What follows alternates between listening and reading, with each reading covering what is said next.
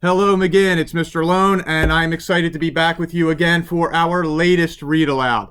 So sometimes I have things in mind when these read alouds start. Sometimes things just hit me when I catch something out of the corner of my eye. Sometimes the read alouds will go along with something that is coming up, as was the case earlier this week as we got ready for our author visit. Today was one of those catch it out of the corner of the eyes experiences. So I saw this book here.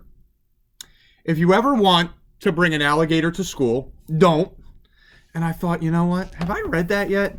Because I know I've done it in classes, and I checked, and we haven't done it yet on the YouTube channel. So I figured, all right, we're going to read Elise Parsley's book because it's going to bring a couple laughs. So here is, if you ever want to bring an alligator to school, don't. And I will be with you in a second. Here we go.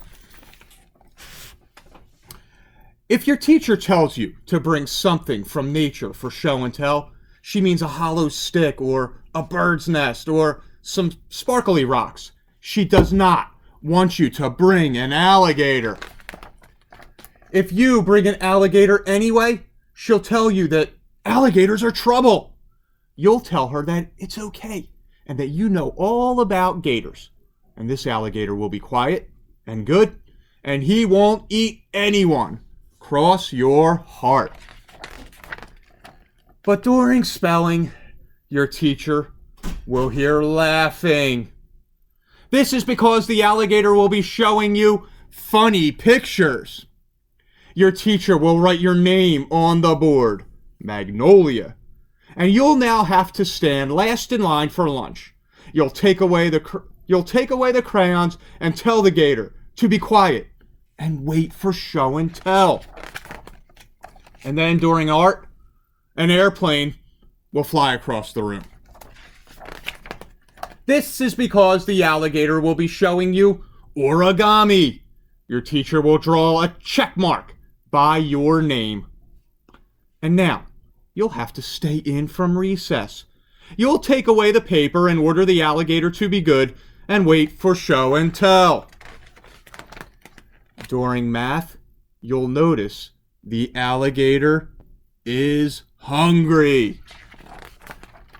You'll give the alligator 3 pieces of your favorite gum and beg him to not eat anyone.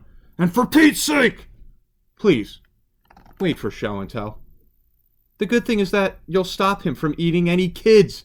The bad thing is the alligator will smack and twirl the gum. And your teacher will notice. She'll draw 2 more check marks by your name and an underline. And now you'll have to go to the principal's office after school. During lunch, you won't even get to eat your egg and cheese sandwich because somebody will gobble up everything but the crusts. By now, of course, you'll wish you'd brought a hollow stick or a bird's nest or some sparkly rocks for show and tell instead of an alligator. And by now, you'd rather have some dirt than an alligator, and you'll wish this alligator would just go home. Well, here's what I would do if I were you. First, at show and tell, you'll sit quietly and learn about hollow sticks and bird's nests and sparkly rocks. And then, it'll be your turn. And you'll tell how alligators are super big and how alligators have over 74 super sharp teeth and how alligators are super tough. It's a fact.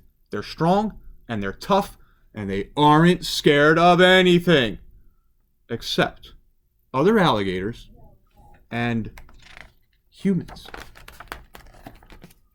Booga, booga, booga, booga, booga. Ah! Your teacher will be impressed. You might not even have to go to the principal's office for all the mischief that day. But then again, you might have to. Yep, if you ever want to bring an alligator to school, don't. They're trouble. He's in the locker. Boys and girls, I hope you liked that story about the alligator going to school. I hope you were able to laugh a little bit, have some fun, It's what read alouds and picture books are all about sometimes, just enjoyment and pure enjoyment of reading. So I will be back with you tomorrow for our last read aloud of this week.